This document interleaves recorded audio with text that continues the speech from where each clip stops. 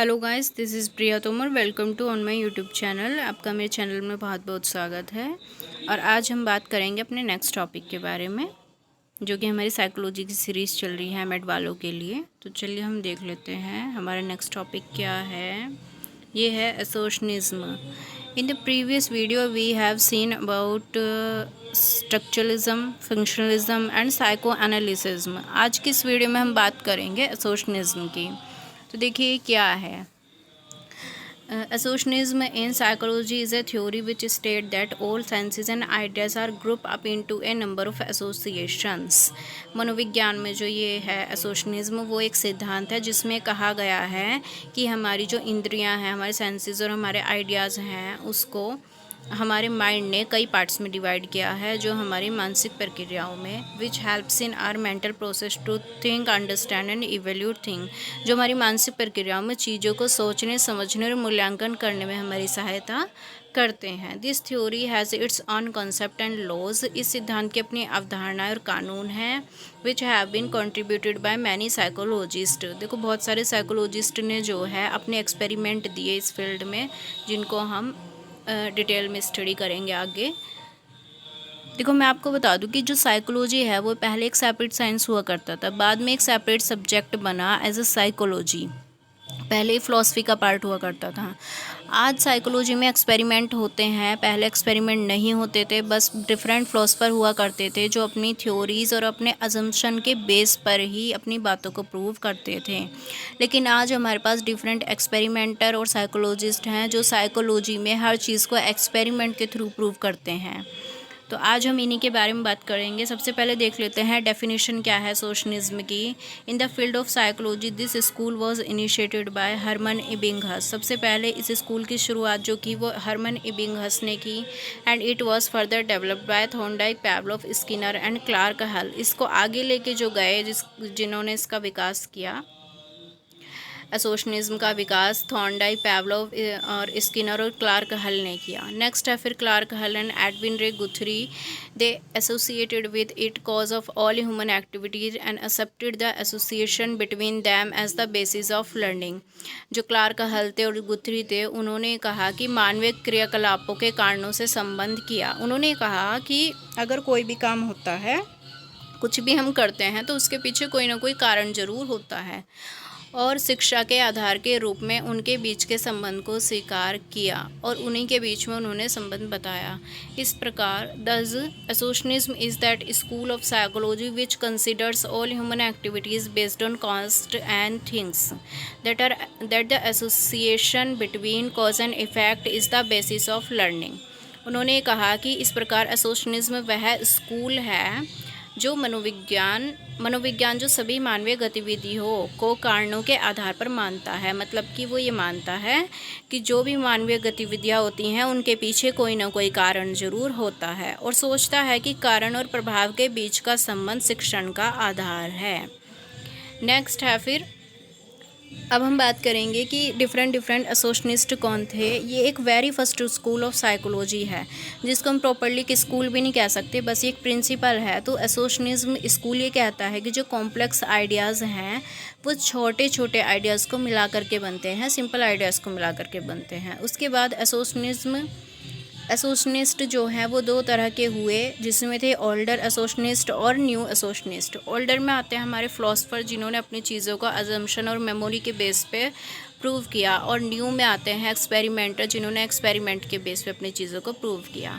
Older में है Aristotle, John Locke, Thomas brown, और न्यू एसोशनिस्ट में है थॉर्नडाइक, पावलोव एंड इबिंगहस। अब इसके बारे में बात करेंगे डिटेल में। सबसे पहले है contribution of associationism in psychology and educational psychology, कि एसोशनिज्म का क्या योगदान रहा है एजुकेशनल साइकोलॉजी में और साइकोलॉजी में। Associationism, Aristotle asserted 3 laws of association and law of frequency. अरस्तु ने अपने 3 नियम दिए और उसके साथ साथ एक आवृत्ति का नियम भी उन्होंने दिया, लॉ ऑफ फ्रीक्वेंसी भी दिया। That are considered by many to be at heart of most behavioural learning theories, जिसको कई लोगों ने माना कि ये जो इन्होंने लॉज दिए हैं ये सीखने का केंद्र है। These laws summarized by Olson and Hergenhan are as follows। Olson और Hergenhan द्वारा संक्षेपित ये कानून इस प्रकार हैं। देखो इनके लॉज क्या क्या थे। लॉ सबसे पहला था law of similarity. The experience और recall of one object will elicit the recall of things similar to that object, मतलब कि समानता का नियम। देखो इनका समानता का नियम क्या था। एक वस्तु का अनुभव या स्मरण उस वस्तु के समान चीज़ों की याद दिलाता है। मतलब कि जब कोई दो चीज़ें मिलती जुलती होती हैं तो वो हमें एक साथ याद आ जाती हैं। जैसे अगर हम बात करें कॉफ़ी की तो हमें टी भी याद आ जाएगी।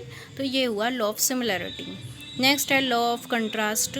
द एक्सपीरियंस और recall of one object will elicit the recall of opposite thing. एक वस्तु का अनुभव या स्मरण विपरीत चीज़ों की भी याद दिलाता है। मतलब कि अपोजिट आइडियाज़ भी जो हैं वो याद आते हैं। जैसे कि फॉर एग्ज़ाम्पल अगर हम होट की बात करते हैं तो कोल्ड का भी आइडिया माइंड में आ जाता है।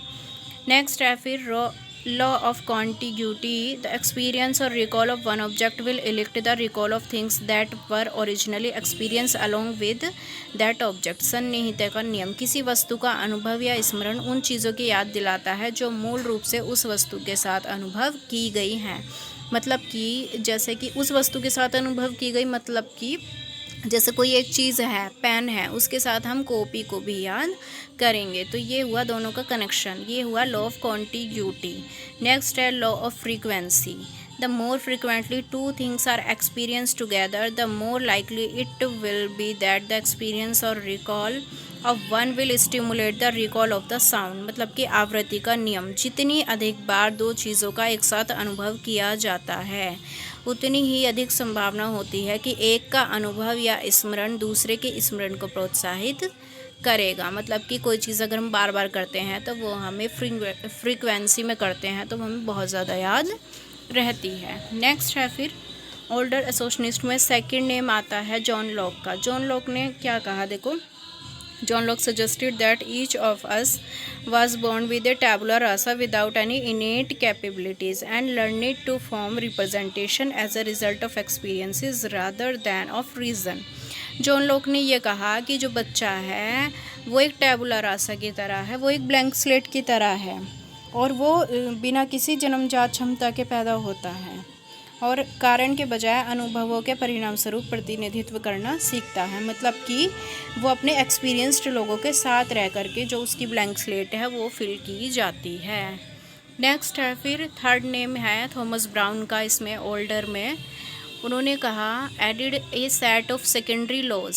उन्होंने अपने सेकेंडरी लॉ ऑफ एसोसिएशन दिए। उन्होंने कहा कि प्राइमरी लॉ ऑफ एसोसिएशन तो ठीक हैं पर कुछ सेकेंडरी लॉ ऑफ एसोसिएशन भी होते हैं, जैसे कि ड्यूरेशन अर्थात किसी चीज़ को हम ज़्यादा समय देते हैं तो वो हमें अच्छे से याद रहती है। नेक्स्ट है फिर लिवलीनेस। मतलब कि अगर कोई चीज़ हमें रियलिस्टिक लगती है तो हम उससे ज़्यादा कनेक्ट करते हैं। नेक्स्ट है फिर लो फ्रीक्वेंसी। जो चीज़ अगर हम बार बार करेंगे तो वो हमें ज़्यादा याद रहेगी। नेक्स्ट है फिर रिसेंसी मतलब कि जो रिसेंट में जो घटना हमारे साथ हुई है तो वो हमें याद रहती है। That strengthened suggestions association as an active process of an active holistic mind versus association as a passive process. उन्होंने कहा जिन सुझावों को उन्होंने मजबूत किया एक सक्रिय समग्र मन के सक्रिय प्रक्रिया के रूप में सहयोग। उन्होंने कहा कि अगर हमारा माइंड एक्टिव होगा तो ये चीज़ें हमारे साथ जो हैं ज़्यादा कनेक्टेड होंगी। Association as a passive process मतलब कि अगर हमारा माइंड इस डायरेक्शन में काम नहीं कर रहा है, हम किसी नेगेटिव बात को सोच रहे हैं तो ये चीज़ें हमारे लिए उतनी यूज़फुल नहीं होंगी। नेक्स्ट है फिर थर्ड नेम आता है इसमें इबिंगस। सॉरी ये है न्यू एसोशनिस्ट में। फर्स्ट न्यू एसोशनिस्ट में है ये एक्सपेरिमेंटर्स में। सबसे पहले है इबिंगहस का experiment. The first name amongst the associationist is that of Ebbinghaus. सबसे पहले जो साहचर्य में सबसे पहला नाम आता है वो आता है इबिंगहस का। उन्होंने ही undertook practical study of learning process among animals and birds and on the basis of his experiment he drew true inferences. उन्होंने क्या किया, उन्होंने पशु पक्षियों की अध्ययन प्रक्रिया का व्यवहारिक अध्ययन किया और अपने प्रयोगों के आधार पर दो निष्कर्ष निकाले कि एक बार यदि सीखने की प्रक्रिया बार बार दोहराई जाए तो वह स्थायी हो जाता है। बिल्कुल सही बात है, अगर किसी चीज़ को रिपीटेडली आप करोगे तो वो आपकी परमानेंट बिहेव में आ जाएगी। नेक्स्ट फिर इन्होंने कहा कि learning becomes permanent. He propounded this as the law of repetition. ये थे इनका लॉ ऑफ रेपिटेशन। सेकंड क्या था इनका, इफ़ ए लर्नड नॉलेज और activity is not used over a long period of time it comes to an end. He propounded this as law of disuse. तो इन्होंने कहा कि अगर कोई सीखा हुआ ज्ञान या क्रियाकलाप लंबी अवधि तक उपयोग नहीं किया जाता, अगर कोई काम हमने सीख लिया और हम उसे यूज़ नहीं कर रहे हैं, उस काम को नहीं कर रहे हैं, तो उसका समापन हो जाएगा, धीरे धीरे वो कम टू एन एंड पे पहुंच जाएगा। और इसी को इन्होंने कहा लॉ ऑफ डिसयूज़। तो इनके दो लॉ हुए, law of repetition and law of disuse. Next है फिर, नेक्स्ट इसमें नाम आता है थॉर्नडाइक का। थॉर्नडाइक ने अपना एक्सपेरिमेंट किया था कैट पे। उनके एक्सपेरिमेंट का नाम था trial and error learning theory. तो इन्होंने, देखिए इनका एक्सपेरिमेंट क्या है। One day in Thorndike a hungry cat was locked in this cage. थॉर्नडाइक ने एक भूखी बिल्ली को लिया और उसे एक पिंजरे में बंद कर दिया। After logging it in the cage put the fish in a plate outside the cage. उसके बाद उन्होंने पिंजरे में बंद करने के बाद बिल्ली को पिंजरे के बाहर एक प्लेट में मछली रख दी। On seeing the fish the hungry cat started trying to come out of the cage. मछली देखते ही जो है भूखी बिल्ली को, उसने जो है पिंजरे से बाहर आने का प्रयास किया। नेक्स्ट है फिर, he made many attempts to come out, sometimes jumping here and there and sometimes pawing here and there. उसने क्या किया बाहर आने के लिए, कभी इधर कूदी, कभी इधर पंजे मारे, कभी उधर मारे। इस प्रयत्न में क्या हुआ, in this effort one his पा सडनली फैल ऑन द डोर। उसका जो पैर था वो अचानक उस खटके पर पड़ गया जिससे वो दरवाज़ा खुलता था। Due to which the door of the backward would open. और जिसके दबने से जो पिंजरे, ये पिछड़ा नहीं है सॉरी पिंजरा है, पिंजरे का दरवाज़ा खुल गया। नेक्स्ट है, as a result the door opened and the cat came out of the cage and ate the fish and satiated his hunger. परिणाम स्वरूप क्या हुआ, वो दरवाज़ा खुल गया और बिल्ली ने पिंजरे से बाहर निकल करके मछली खा ली और अपनी भूख को शांत कर लिया। Thorndike repeated this experiment on that cat several time and saw that cat made little mistakes in reaching the position of pressing the button slowly and finally came out of the cage without making any mistake in such a situation। अब उन्होंने क्या किया, Thorndike ने ये जो experiment था बिल्ली पर बार बार इसको दोहराया और उन्होंने देखा कि बिल्ली ने धीरे धीरे खटका दबाना सीख लिया और वो जो है भूल भी कम करने लगी और लास्ट में वो एक ऐसी कंडीशन में पहुंच गई जहाँ पर उसको बिल्कुल परफेक्टनेस आ गई। वो उसने बिना कोई भूल किए पहले ही अटैम्प्ट में, फर्स्ट अटैम्प्ट में उसने वो खटका खोल दिया। अर्थात बिल्ली ने पिंजरा खोलना सीख लिया। That is cat had learned to open the cage. इसी को उन्होंने ट्रायल और एरर लर्निंग कहा। उन्होंने कनेक्शन भी बताया स्टिमुलस और रेस्पॉन्स के बीच में। उन्होंने कहा कि जो लर्निंग है वो इंक्रीमेंटल होती है, ना कि इंसाइटफुल, मतलब कि एकदम से कुछ भी नहीं होता। इंसाइटफुल का मतलब होता है कि अचानक से कुछ होना। उन्होंने कहा कि जो लर्निंग होगी वो धीरे धीरे स्टेप बाय स्टेप होगी। तो चलिए फिर नेक्स्ट है features of stimulus response theory. उनकी थ्योरी के फीचर्स क्या हैं। This theory is a supporter of connectionism is the second is that it consider learning to be established only in the stimulus response. ये जो संबंध है ये कनेक्शनिज्म का है, समर्थक है। यह बात दूसरी है कि यह केवल उद्दीपन अनुक्रिया में संबंध स्थापित करने को ही सीखना मानता है। According to this principle being able to use the knowledge learned is called learning. इस सिद्धांत के अनुसार सीखे हुए ज्ञान का प्रयोग कर पाना ही सीखना है। This theory consider it necessary to have purposeful learning. ये थ्योरी ये मानती है कि कोई उद्देश्य जरूर होना चाहिए अगर हमें कुछ सीखना है तो।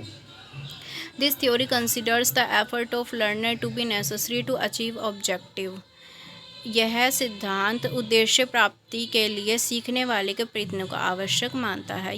ये मानता है कि अगर हमें किसी उद्देश्य की प्राप्ति करनी है तो उसके लिए लर्नर का जो है प्रयास बहुत ज़रूरी है। This theory consider it necessary to have some motivator behind the purpose of learning. ये सिद्धांत सीखने के उद्देश्य के पीछे किसी प्रेरक या अभिप्रेरक का होना आवश्यक मानता है। जैसे कि बिल्ली तभी सीखी तब उसके सामने वो खाना था, तो सीखने के पीछे कुछ ना कुछ मोटिवेटर भी ज़रूर होता है। नेक्स्ट है फिर पावलोव एक्सपेरिमेंट ऑन डॉग। पेवलोव का जो एक्सपेरिमेंट है और ये जो थॉर्नडाइक का एक्सपेरिमेंट था, ये आपने बीएड में भी पढ़ रखा होगा, तो फिर भी यहाँ आपके टॉपिक में ये है तो मैं इसको एक्सप्लेन कर देती हूँ। देखो ये जो चार्ट है आपको तब समझ में आएगा। सबसे पहले इसको देख लेते हैं कि ये लो है क्या। Pavlov performed an experiment on dog to demonstrate natural stimulation in which hungry dog was made to stand on a special device in a sound control laboratory। Pavlov ने क्या किया, स्वाभाविक उद्दीपन को दर्शाने के लिए उन्होंने अपना एक्सपेरिमेंट किया कुत्ते पर, जिसमें उन्होंने एक भूखे कुत्ते को एक साउंड कंट्रोल लेबोरेटरी में ले लिया। Food was brought in front of the dog, and since the dog was hungry, saliva would come in its mouth after seeing the food। कुत्ते के सामने भोजन लाया जाता था। चूँकि कुत्ता भूखा था इसलिए भोजन देखकर उसके मुंह में लार आ जाता था। After a few attempts, a bell was rang before the food was served। कुछ प्रयासों के बाद भोजन देने के पहले घंटी बजाई जाती थी। देखो सबसे पहले क्या हुआ इसमें, पहले कुत्ते को भोजन दिया गया बिना घंटी के, तो उसके मुंह में लार आई। फिर उसके बाद जो खाना दिया गया वो घंटी बजाने के साथ दिया गया। पहले घंटी बजाई गई, फिर उसको खाना आता था उसके सामने। This process were repeated for few days and it was seen that without the food coming, saliva started coming out of the dog's mouth at the mere sound of the bell. अब कुछ time बाद, कुछ दिनों तक ये प्रक्रिया जो थी वो दोहराई गई और ये देखा गया कि बिना भोजन आए ही मात्र घंटी की आवाज़ से कुत्ते के मुंह में लार निकलना शुरू हो गई। मतलब कि अब वो जो है फूड का भी उसने वेट नहीं किया, बस घंटी बजी तो उसके मुंह में लार आ गई। According to Pavlov, the dog had learned the response to the release of saliva at the sound of the bell. मतलब कि Pavlov के अनुसार कुत्ते ने घंटी की आवाज़ के साथ कंडीशनिंग करना सीख लिया था। According to him, a new association was formed between the sound of the bell and the secretion of saliva which was termed as, ये कंडीशनिंग है यहाँ पे, कॉन्ट्रैक्चुअल नहीं है, ये है पावलोव ने। हाँ, उनके अनुसार घंटी की आवाज़ और लार के स्राव के बीच एक एसोसिएशन बना, जिसको इन्होंने अनुबंधन कंडीशनिंग की संज्ञा दी। तो जो पावलोव थे वो एक रशियन साइकोलॉजिस्ट थे और उन्हें जो है नोबेल प्राइज़ भी इस एक्सपेरिमेंट के लिए दिया गया था। तो उन्होंने एक्चुअल में वो ये एक्सपेरिमेंट नहीं करना चाहते थे, बट एक्सीडेंटली उनसे एक्सपेरिमेंट हो गया। वो ये देखना चाहते थे कि डॉग का level of secretion of saliva कितना है under the various condition of feeding. लेकिन एक्सीडेंटली उन्होंने एक्सपेरिमेंट किया जिसका नाम था क्लासिकल कंडीशनिंग थ्योरी। मतलब कि जब भी कोई चीज़ हमारे साथ रिपीटेडली अकर होती है तो हमारा माइंड उस चीज़ के लिए कंडीशन हो जाता है। फॉर एग्ज़ाम्पल, जैसे कि हमें पता होता है कि हमारा 4th पीरियड के बाद लंच होने वाला है, तो हमारा माइंड कंडीशन हो जाएगा और 4th पीरियड ख़त्म होते ही हम अपना जो है लंच बॉक्स खोलना स्टार्ट कर देंगे, क्योंकि हमारा माइंड कंडीशन हो चुका है। इसी तरीके से यहाँ पर डॉग ने किया, उसने क्या किया कि फूड आया तो उसकी सबसे पहले saliva का सेक्रेशन हुआ, लेकिन उसके पीछे कोई कंडीशन नहीं लगी। शुरू में ये नेचुरल था, लेकिन सेकंड फेज़ में इन्होंने कंडीशन लगा दी बैल की। बैल बजाई, उसके बाद फूड आया। अब कुत्ते की जो थी वो बैल के साथ ही कंडीशनिंग हो गई और अब वो उसने खाने का भी वेट नहीं किया, इवन बैल बजते ही उसके मुंह में लार आना स्टार्ट हो गया। तो ये हुई कंडीशनिंग। नेक्स्ट है फिर देखो डीमेरिट्स भी, इसके ड्रॉबैक्स भी थे कुछ एसोशनिज्म के, वो क्या हैं वो देख लेते हैं। कुछ लोगों ने कहा कि जो एसोशनिज्म है कि भाई तुमने कुछ भी नहीं किया, बस तुमने कुछ साथ दिखने वाली चीज़ों को एसोसिएट कर दिया और कुछ अलग अलग दिखने वाली चीज़ों को एक साथ एसोसिएट कर दिया। तो देखते हैं, according to associationist there is some purpose और मोटिव और drive behind each action of an organism, while some actions are undertaken by an organism behind which there is no purpose, drive और motive. Associationism के अनुसार प्रत्येक जीव की प्रत्येक क्रिया के पीछे कुछ न कुछ उद्देश्य ज़रूर होता है, जबकि कुछ क्रियाएं जो हैं जीव द्वारा की जाती हैं जिसके पीछे उद्देश्य और संचालन का उद्देश्य नहीं होता। मतलब कि कुछ काम ऐसे भी होते हैं जिनके पीछे कोई उद्देश्य नहीं होता, जबकि एसोशनिज्म ये मानते थे। नेक्स्ट है फिर associationism accept that man is a biological machine and consider his learning process is a mechanical process. This fact does not apply to human learning. Associationism ये मानता है कि जो आदमी है वो एक जैविक मशीन है, एक मैकेनिकल मशीन है, बायोलॉजिकल मशीन है और उसके सीखने की प्रक्रिया को यांत्रिक प्रक्रिया मानता था। यह तथ्य मानव पर सीखने पर लागू नहीं होता है। नेक्स्ट है फिर the laws and principle laid down by associationist have been made on the basis of experiments conducted on animals and birds and they do not apply to learning process of human fully। जो ये थे एसोशनिस्ट, इनके द्वारा जो नियम बनाए गए और सिद्धांत थे ये पक्षियों पर प्रयोग किए गए और पक्षियों पर किए गए प्रयोगों के आधार पर ये बनाए गए, वे पूरी तरह से मनुष्य के सीखने की प्रक्रिया पर लागू नहीं होते हैं।